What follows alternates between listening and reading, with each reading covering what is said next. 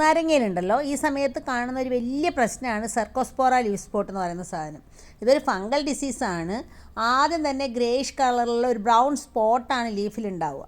അതങ്ങ് വലുതായിട്ട് അതിൻ്റെ ചുറ്റും മഞ്ഞ നിറത്തിൽ അത് വലുതാവുകയും ഇല പൊഴിഞ്ഞു വീഴുകയും ചെയ്യും. ഇലകളിലുള്ള ഈ പുള്ളിക്കുത്തുണ്ടല്ലോ ആദ്യം ഒരു കുത്തുപോലെ വന്നു കഴിഞ്ഞാലും വളരെ പെട്ടെന്ന് തന്നെ ഇത് വലുതായിട്ട് നാരങ്ങയിലേക്ക് സ്പ്രെഡ് ചെയ്യും കേട്ടോ. ഇതുണ്ടല്ലോ ഈ ടിഷ്യൂ ഇവിടെ ഭയങ്കര ബ്രിട്ടിലായിട്ട് മാറും. അതായത് നമുക്കിന്ന് ജ്യൂസ് എടുക്കുക തന്നെ അല്ലെങ്കിൽ നാരങ്ങ വലുതാവാനുള്ള സാധ്യത കുറയുന്നു. ശരിയായ രീതിയിൽ വളർച്ചയെത്തിയ നാരങ്ങയ്ക്ക് രണ്ടാമത് കാണിച്ചിരിക്കുന്ന സൈസാണെങ്കിൽ ആദ്യത്തെ സെർക്കോസ്പോറ സ്പോട്ട് വന്നിരിക്കുന്ന നാരങ്ങയാണ്.